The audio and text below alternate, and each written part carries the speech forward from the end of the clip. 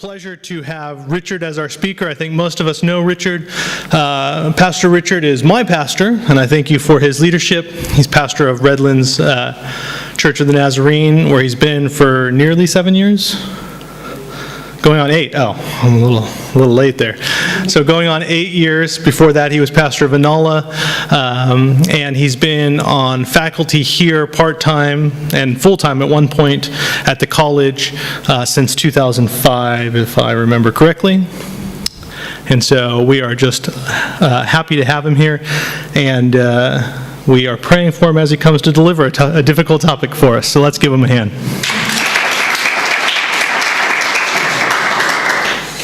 Well, thank you, Rob. Thanks for the opportunity to share with you about this very topical subject of Islam. In the town that I grew up in, there were not very many Muslims around, and just one of the local grocers. And I never really understood the significance of the name of the grocer, Pakistan Cafe, until later years I realized, oh, that's a country, you know, and it all started to make sense then. I didn't grow up with a lot of knowledge or information about Muslims and Islam, except a sense of fear. My greatest encounter with a Muslim community was when I went to study in Cape Town, which has a fairly large Muslim community. And part of that as well, I was involved with an evangelism organisation. And through that, there was talks about various Muslim evangelism and ways of reaching out to Muslim people. And it absolutely terrified me. I didn't want to go anywhere near anything like that. And so it was in 2010 I had the opportunity to go to a conference called a Neighbours Conference presented by the Church of the Nazarene. And that was my first real encounter with the ideas of Islam and what Islam is and is about. And from that point on, because I've been teaching, have been grown more interested, learnt more, studied, read, encountered people of Muslim faith. And through that process have grown to understand that it is a very varied and diverse group of people. People who are very easy to stereotype, but also are people who have a deep, many people who have a deep yearning to know God. And in this process of learning and studying, I've discovered some interesting things, and I hope some of that comes out this evening. Some of you might know that this week saw the start of the holy month of Ramadan in the Islamic calendar. Now, if you're a Muslim and you live in Australia, it's a good thing because it's winter, and so the fasting time is a little bit shorter. If you're in the southern hemisphere, long summer days to go without food. No eating from sunrise to sunset. And so it's not coincidental that this talk is on now. I had actually thought about that. And so I'd like to invite you as we go through the material to be aware of the Muslim population in Australia and around the world who are in this time going through a period of spiritual searching. And by all accounts that I've heard, it is one of the most significant times where people from Muslim backgrounds find Jesus and turn to Christ and become a follower of Christ. So, that was the introduction.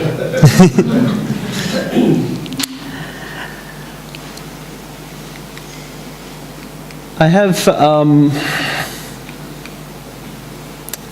some statistics to share. We thought we'd start with the exciting things.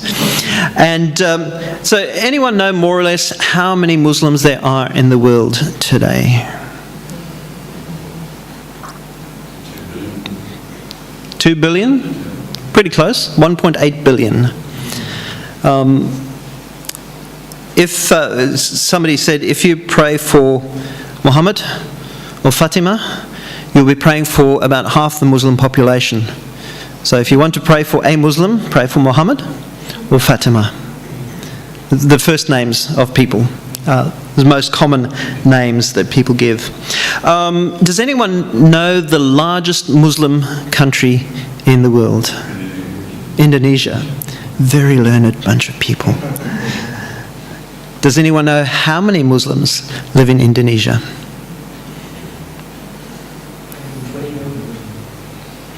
Double that? 227 million.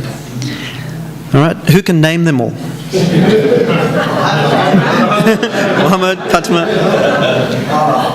Well, there's the top 5 Muslim countries in the world by population, and curious to see what that added up to. Represents almost half of all the Muslims in the world live in those 5 countries. Very often, Islam is presented as a very violent religion, but if we look to Indonesia as the largest Muslim country and take that as the standard version of Islam, we may be more appropriating what Islam looks like.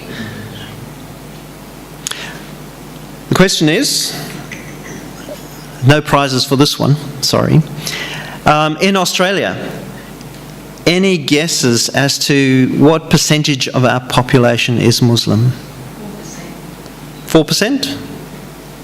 0.4%.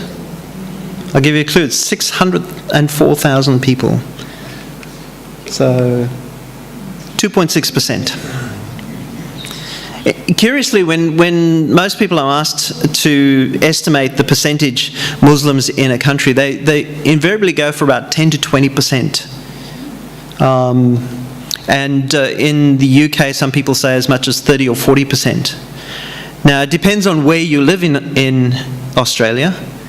If you lived in Auburn, you would think 100% Muslim, of course. So it depends on the area. Of course, Islam has a history, and I just have a very brief history. Look at that, that's only 23 years of history. So if you're a history fanatic, I'm sorry. I probably won't satisfy you at this point. Muhammad grew up in a pagan polytheistic community.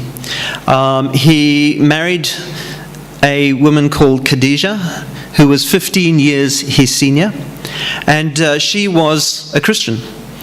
And her family was from a Christian background. So very early on, Muhammad was exposed to a version of the Christian gospel. Sadly, the representation to him of what that gospel was not always very accurate. At about the age of 40, Muhammad had taken to the practice of meditating in a cave. And during these meditations, he began to see visions of the angel Gabriel, who began to give him a revelation of a way of following God, following one God, living in a community that was polytheistic. This call to follow only one God was fairly radical for his situation. This was in the town of Mecca. Within a short amount of time, he had gathered a small group of people around him and began to share this message of submission to God. The Arabic for God is Allah. And so as he began to share this message of submission to the will of Allah and the way of Allah as a way to find peace, he started to experience, and his followers started to experience, persecution. Depending on how you read what was happening, part of it was because he was Mecca was a pilgrimage center even before Islam. And the Kaaba, the black box in the middle of Mecca that people travel to as pilgrimage, was already a pilgrimage site, but a shrine to many, many gods. And so what people kind of felt like, if they started disrupting this pilgrimage industry, their livelihoods were being put at stake. And so there was an economic reality as to why they began to persecute Muhammad. Of course, he flees, and he flees initially to the area of Abyssinia, or Ethiopia. And in Ethiopia, he finds refuge in the kingdom of a Christian king. Speaking to a Muslim friend recently, he kind of brought that issue up and spoke with great respect for that moment where the Christians gave refuge to the Muslims. And so this is an opportunity of actually showing good, friendly relationships as a basis to build friendship with Muslim people. Returning to Mecca, more persecution, and then the great immigration or hijrah to Medina in 622. And that's the start of the Islamic calendar. That's when the years start counting. In Medina, Muhammad found sanctuary amongst the people. He didn't have the same persecution and developed a power base in that place. I'm going to be careful how I say this. Conveniently, the revelations of God then turn to less peace and being allowed to use violence and attack non-Muslims to enrich the Muslim community. As the power base increased, it seems like so did the violence around increase. Muhammad was able to build up a community to the stage that he was able to return to Mecca in 630 AD and establish Islam as the religion of Mecca, purified the Kaaba and established the worship of only Allah in that place. Only 3 years after that, Muhammad dies of a protracted illness. And the rest of the history is not really relevant to where we are, except that at that point there begins an argument as to the succession of the leadership of the Islamic community at that time. And one group insisted that the leader should be taken from Prophet Muhammad's family, and others said, no, we need to vote on this. And that divide between leadership accession led to the division, the establishment of the two major Muslim sects, the Sunni and the Shia.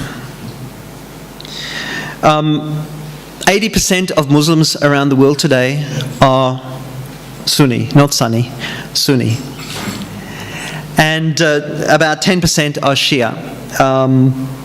The largest concentration of Shia Muslims is in Iran, and various offshoots have arisen out of those two main denominations as well.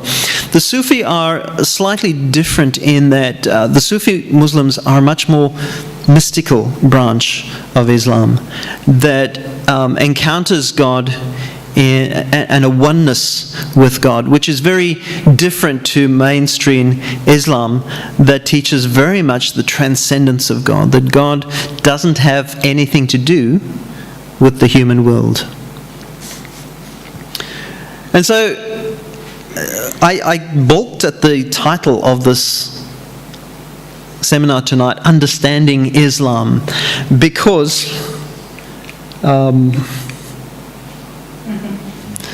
I'm trying to understand this and keep it all together. So we've got the Sunni and the Shia, the two main groups, but then we've also got the Ahmadi over there, and out of the Shia we have different divisions, the Ismaili, and under the Ismaili we've got the Nazari, and you may have heard of the Druze in Syria and Lebanon. They're part of the Ismaili group. But even within the Sunni, you've got various different divisions and schools of thought. And within those you have the Wahhabi, which are a reform movement wanting to get back to the original versions of Islam, and that's the predominant version that is in place in Saudi Arabia. So trying to understand Islam has almost driven me insane over the time of preparing this message. Because even within those divisions then, we begin to see a diversity within Islam. So there are groups, even within those groups, who are Puritans, who strive for a pure doctrine and focus in on what is the right beliefs to follow. But others say, no, the right way to follow Islam is the practices, the way that you live, the things that you do, the rituals that you do. Is this sounding familiar to anyone? I could just rehash this as understanding Christianity and just change a couple of slides. There's also what is termed folk Islam, where in areas like Indonesia and in the Philippines, the Islam that has developed in those places encountered religions before the Muslim missionaries arrived in those areas. And so people have kept some of those traditional practices and beliefs and incorporated it into the way that they practice Islam. And so I was working with a Muslim person from Afghanistan, and said that when she came out of Afghanistan and encountered Islam in Pakistan, it was like it was a completely different religion, and didn't quite understand what was going on in this version of Islam. And that's how different it can be. We have modernists who want to try and reform Islam into the modern society, taking into account the technologies that have occurred and the integration of society. Secularists who want to separate religion and the secular and the state, so that the two are not intertwined. Of course, those would not want to be imposing Sharia law. But then also we have fundamentalists, who are the ones who generally tend to catch all the news headlines. A Gallup poll indicated that around the world, Muslims surveyed, about 7% of people have Islamist sympathies. 7%. As somebody said, if the Muslims wanted us dead, we'd be dead already. And so my discovery on this journey has been one that there is not a lot to fear. That as we open our hearts and open our minds to our neighbours, to people around us, we begin to discover people who are very much like ourselves. There's an old story that tells of a Muslim trader who was journeying through the desert, and through the night he saw a monster on the horizon, and he was terrified. But then he began to see, no, it's not a monster, it was a man walking towards him, but it was a really ugly man. And he was still a little wary, and as the man came closer, he began to see, well, he's not actually such an ugly man. He kind of looks a bit familiar. And as he got really close, he looked into the man's eyes and he recognized it was his brother. And so often we take that approach. We see Muslims or we see Islam, and it's terrifying at first. But as we begin to make friends and discover people take the place of a system. And people, at least around me, are far less scary than the images that I conjure up in my mind. The last category that I have there is refugees. And for many of us, that is very often the Muslim who we will meet, is the refugee.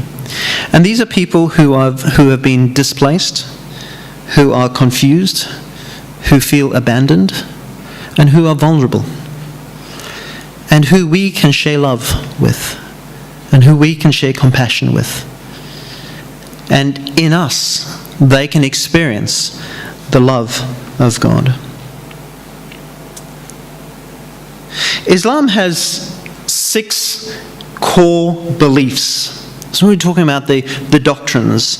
There is a belief in Allah. And this speaks about the oneness of God. In Arabic, it's Tawhid, which is an absolute monotheism. There's no division within God. It's actually very similar to a Jewish understanding of who God is. There is a unity and a uniqueness of God as creator. But he's not only creator, he's also sustainer of the universe. But this doctrine of Tawhid, or the oneness of God, not only speaks about a theoretical understanding of who God is, but it's also got a personal demand on people to cease living for money, for social status, for egotism, and to live for Yahweh, Allah. I teach Old Testament as well, so keep these things straight. To live for the purposes of Allah. In a sense, a pursuit of holiness and justice. So the pure Muslim lives a life that is not looking for gain personally, but looking to establish a just society. And a lot of the fighting that we see is in order to establish that sense of justice. It's just perhaps a different method than what you and I would take on. Well, at least I don't know you all that much. But since no one's shooting at me yet, I think I'm safe. Because God is one, Muslims must be one. So this understanding of God also then relates down into how the community operates. And so there's this desperate need that everybody be on the same page, which is unrealistic.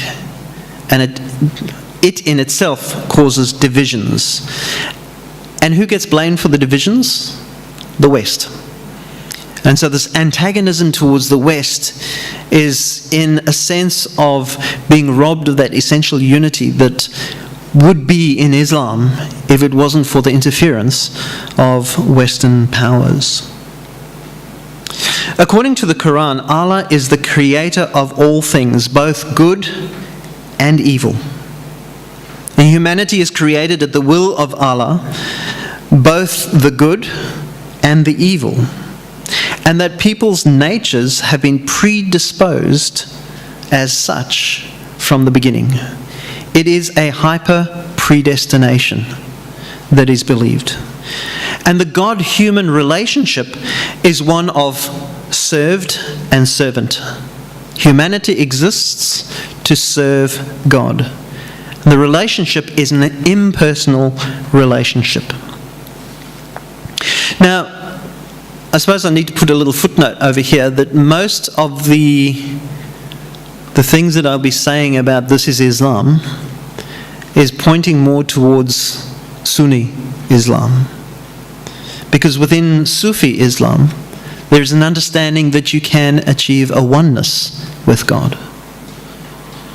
That you can have an intimate relationship with the Creator, which is very different to what the Sunnis... But the Sunnis say, well, they're not really Muslims. Anyone who doesn't agree with you is not really Muslim. Isn't that what we do sometimes as well? Those people across the road over there, they're not really Christians, because they don't believe the same way we do. The second core belief is the belief in angels. Angels are very much like we understand angels, supernatural beings who don't need food, who simply do the will and the bidding of God. They also believe in these jinns, which can either be evil spirits, but they can also be good spirits.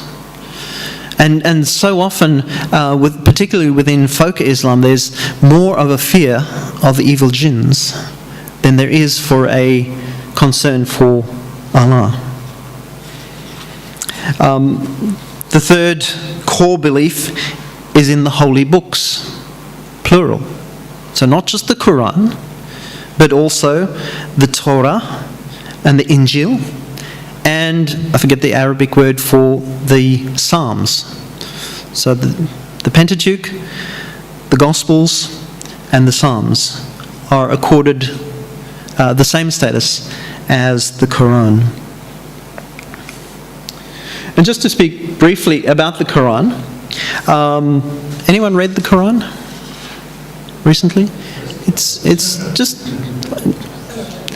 not a very lengthy book. It's about the same length as the New Testament, and it reflects different chapters of Muhammad's life. So there's the Mecca phase, where he was opposing the authorities who were not following Allah. And then there's the Medina phase, where he was the authorities seeking to impose his way on the people. And so there's these different streams within the Quran. And that sometimes to an outsider becomes confusing as to whether it's peaceful or whether it's violent. But it depends on which phase. Muhammad is not considered the author of the Quran. And in Arabic, it is believed to be unchanging. It's never been changed, never been altered. It's exactly the way that it was handed to Muhammad by the angel Gabriel. The Hadith are stories of Muhammad's life that have been handed down. And those stories give the context to the Quran. So if you read the Quran on its own, it gets a little confusing because you don't know the stories. It's kind of like sometimes reading Paul's letters without the Gospels. If you don't have a context to know the life of Jesus, you don't understand what Paul's talking about. When it comes to interpreting the Quran, there is no consensus on how to interpret the Quran. And so every imam will give a particular approach, and there's different schools. Remember that little picture that I had of all the little blocks over there? They each represent different approaches to interpreting the Quran and how that ought to be put into place. Within Shia Islam, there's a doctrine of taqiyya. Taqiyya is you're allowed to misrepresent yourself and Islam in order to survive. And so you lie to get by. But there's certain branches of Shia Islam that rejects that notion and that says, no, that's not what the Quran means at that point. So there's sometimes very vigorous debates as to what the text actually means. See why it's so hard to give a lecture on understanding Islam? There is no one Islam. The Quran also affirms the Bible's teachings, but subject to abrogation. I missed that one. The law of abrogation says that the later revelations of Muhammad are more important and hold more weight than the earlier ones. And you really have to be in the inner circle to know which are later and which are earlier, and read the hadiths and study to be able to understand all of that. And so very often we're encouraged to use snippets of the Quran in sharing the gospel with Muslims. I'd be shy to do that because I'm not sure exactly, whether I'm getting it right. And so I would do it in a very tentative manner. I've heard it said that this this surah is saying this and this and this. What do you think about that? And open up a dialogue. So the core beliefs: oneness of God, belief in angels, the holy books, belief in the prophets. In Islam, there are 48 prophets, all the way from Adam, all the way through most of the Old Testament prophets, including Noah, including Jesus as a prophet, and Muhammad being the last of the prophets. Muslims believe in the Day of Judgment, and the Day of Judgment is also known as the Day of Resurrection, and it will be preceded by a great tribulation. And some of the signs there are major signs and minor signs of this day of judgment approaching, and they are as follows. Well, this is just some of them. There's like a list this long. These caught my eye. An increase in earthquakes. People will forget the words of the Quran. An increase in sexual immorality. Widespread acceptance of music. Definitely living in the end times. Mosque beautification competitions. My mosque is more pretty than your mosque. Trade will become so widespread that a woman will help her husband in business. Fake news.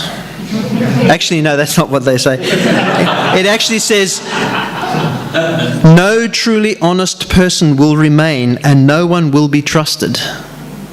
Fake news, yeah. Some of the major signs are as follows. Those are the minor signs. The major ones are a huge black cloud of smoke covering the earth. The sun will rise from the west. So if you wake up tomorrow and the sun's rising from the west, you know it's the day of judgment. The second trumpet will blow and be sounded, and the dead will return to life. And out of Yemen will come a fire that will gather people to the judgment seat. And who will be seated on the judgment seat? Jesus. One of the signs of the coming will be the coming of the Mahdi. Some believe that's Jesus, some believe it's an eschatological redeemer leader. There will be a rise of an antichrist, and then the return of Jesus as a judge, as a just judge, and as we've said, the resurrection of the dead. So these are all beliefs within Islam, and part of their core beliefs and core doctrines. And then the last, number 6, is the belief in God's predestination. Now that one is rejected by Shia Muslims. They do not believe in predestination. They believe that people have got free will, and that there's that's the next one. So alongside these core beliefs are 5 core practices known as the 5 pillars of Islam. Perhaps you've encountered them before. First is the confession of faith.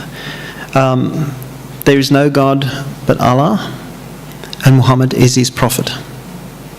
If you repeat those words in Arabic, you have just become a Muslim. It's kind of like saying the sinner's prayer. Just say these words and you're saved.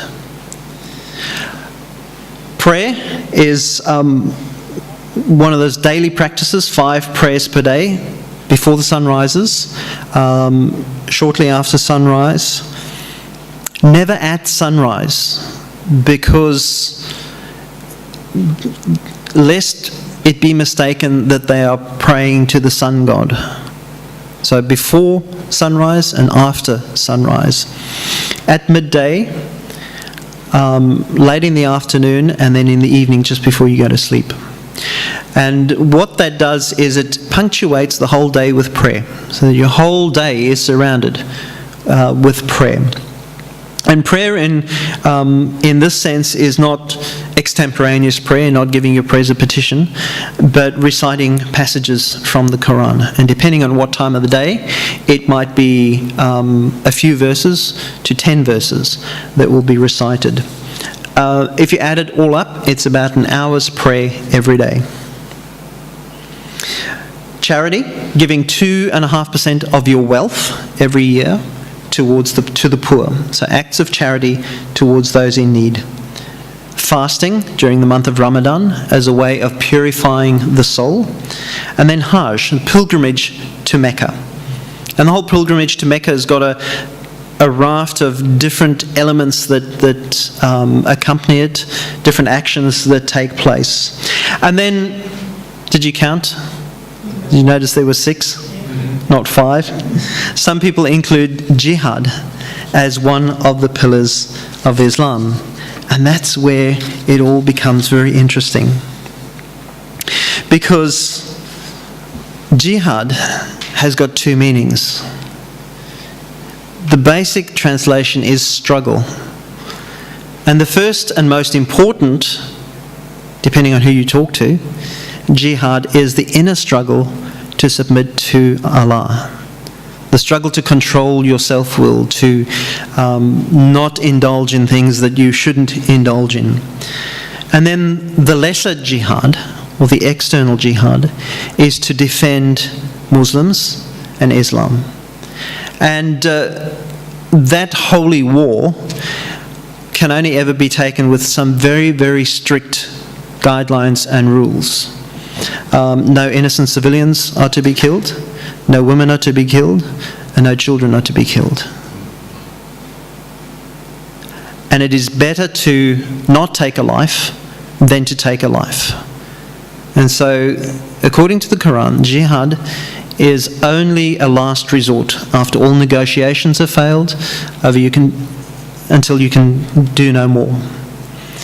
Now, I see some people going, well, that's not what I heard about jihad.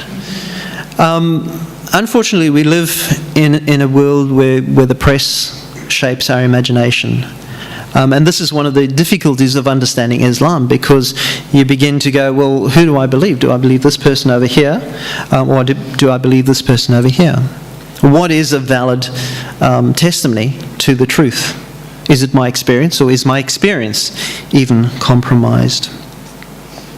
And as I've studied and as I've read up and thought through these things, before I move on to the next one, just to complicate things a little bit at this point, 5 pillars in Islam, but there's 6 over there, but that's Sunni Islam.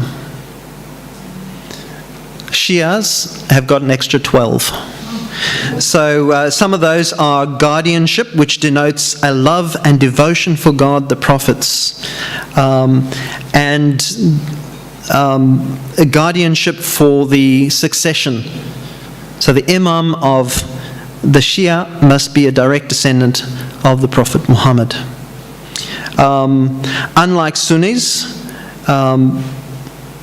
Muslims, Shia Muslims, specifically the Nizari Muslims, the pilgrimage is to the current imam, or the designated representative of that imam. So pilgrimage is not to Mecca, but to the leader of the sect.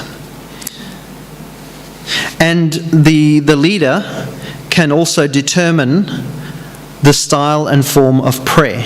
It's not a set, it depends on who the current imam and leader is.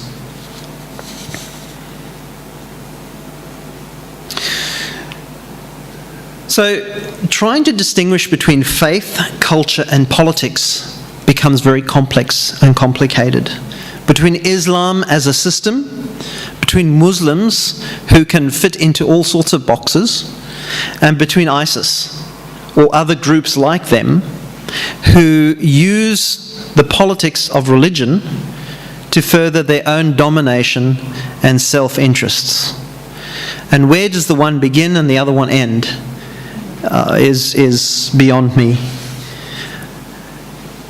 So in Islam, in the faith, there is a spirituality and a seeking to please God, to be submitted to the will of God.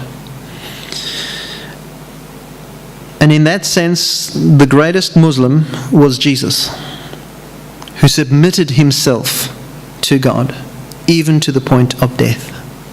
And God vindicated him through the resurrection. Muslims seek in faith and in Islam compassion, justice, practices of prayer and spirituality, seeking peace. There is action of personal piety, which involves self-restraint, controlling your urges, self-control, and avoiding sin.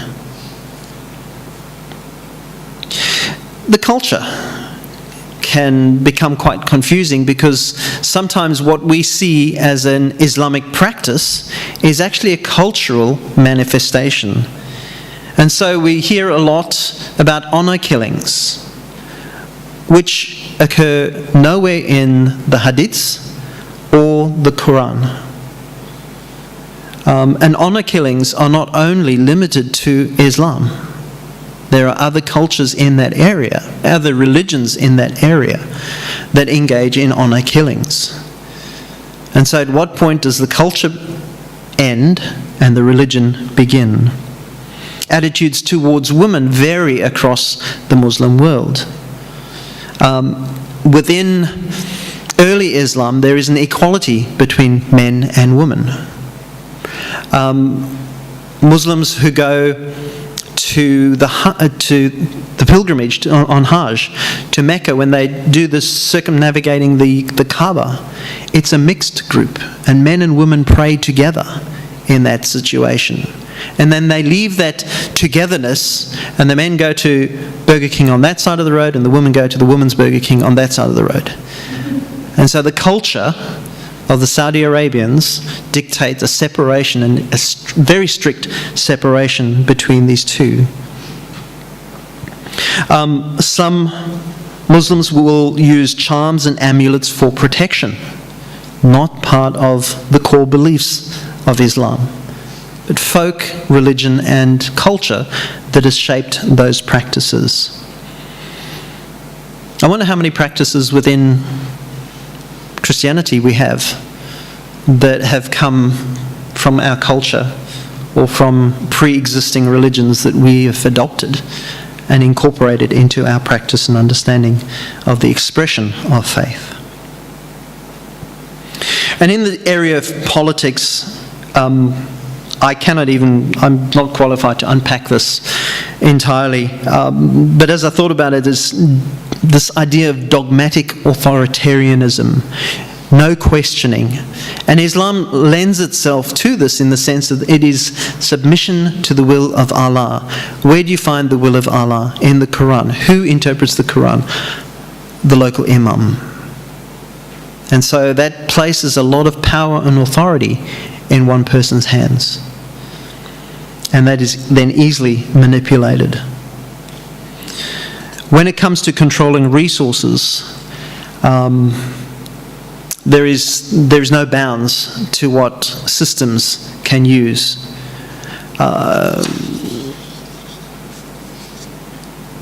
Speaking to a Muslim friend, he pointed out that whenever there was any kind of, he's from Iraq, and whenever there's any kind of start questioning the government on particular corrupt practices, all of a sudden sectarian violence would break out between Sunnis and Muslims. And so everyone's attention would be drawn to that conflict, and they'd forget about the corruption that was taking place in the government. And so politicians can be very clever with the methods that they use to control and get what they want. Can you read that billboard? How would you react if you drove down the road tomorrow and you saw that billboard? It was actually a campaign by Muslims in Sydney that put billboards up, and some people were offended and wrote down and ripped the posters down. Another group put up other posters around Sydney that said, "Dear Aussie Muslims, glad that you want to talk about Jesus. We're open anytime." Who do you think is going to be more useful for the gospel in that situation? And so very briefly, looking at Christianity and Islam, what are some of the convergences and some of the divergences? And they seem to be almost in exactly the same places. We both believe in only one God. But how we approach the unity and monotheism of God is vastly different. Muslims believe in the God of creation, and as you read the account of creation in the Quran, it's very similar to the account of creation within Genesis. Not surprisingly so, if Muhammad had access to those documents.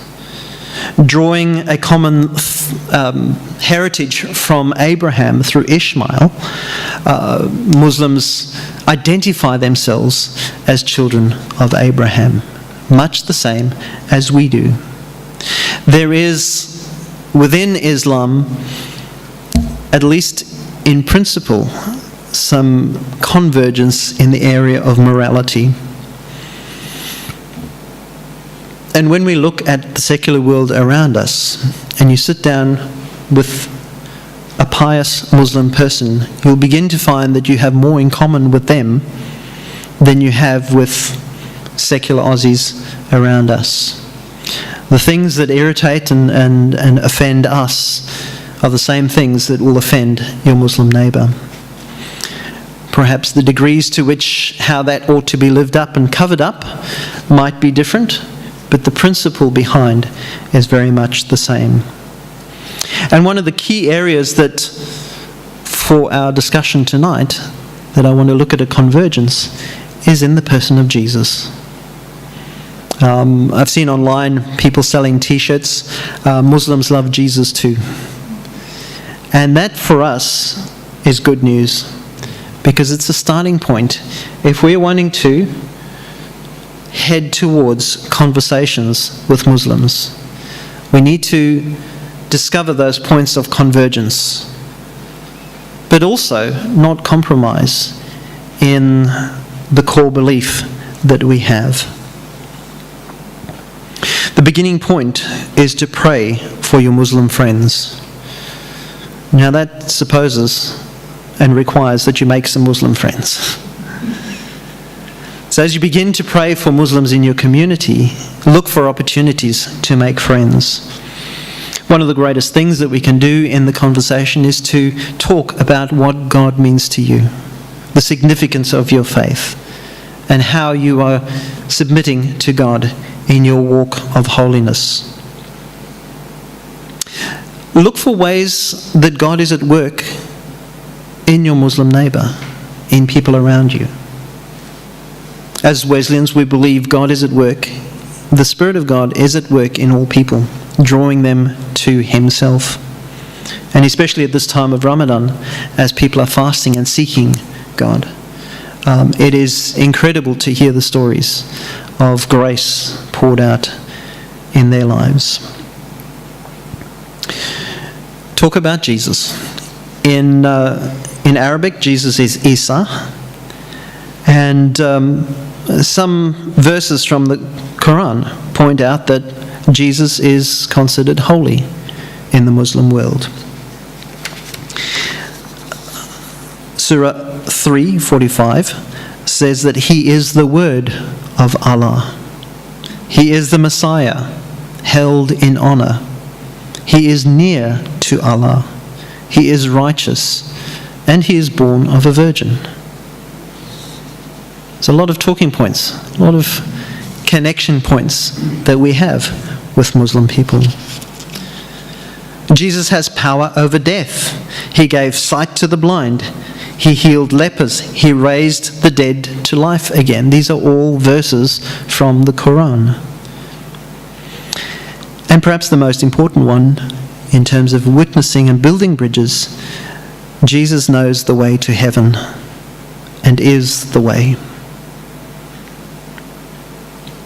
If you want to discover a little bit more about this approach of sharing your faith, there's a method of sharing Jesus called the camel method, C-A-M-E-L. Nothing to do with camels. It's talking about conversation, angels, Mary, and I forgot the other two. I didn't write them down. It's an acronym, but centering on who Jesus is and connecting people to Jesus. Share Bible stories. often and early on in your conversation, begin to speak about those common areas. You may find some interesting discussion points, like when Abraham is called to take his son to go and sacrifice him. Who did Abraham take with him? Ishmael. That's right. Yeah, you thought it was Isaac, but no, it was Ishmael. I wouldn't get too bogged down with a lot of those details. Allow conversation, point out that we see it differently, but that's okay. One article that I was reading said that in the Western world, a person needs to hear the gospel, hear, not just the words being spoken out, 8 times before there's a conversion. In the Muslim world, it's 100 times. 100 conversations about the gospel of Jesus before a person will begin to respond. One of the greatest things that we can do is to share the love of God with people, responding to the human need that is around us, and to trust the Holy Spirit. Before the church was around, God called Abraham. It's the amazing thing about the Spirit at work in people. The Psalms say the heavens declare the glory of God. They speak forth His name. And so as we offer ourselves to God to be used as instruments of His grace in people, and to bring specifically the presence of Jesus into people's lives in a new and fresh way, it's not something that we have to necessarily have specialist training in, but just a willingness and an openness to be used by God and to share the love that God has placed in our hearts. So thanks for allowing me to share with you a little bit of my journey and discovery. These are some of the things that I've discovered. I still feel like a novice in this area. And to be honest, there's not too many Muslim people in the Redlands that I have the opportunity to speak to. But where I can, I try. God bless you. Thank you.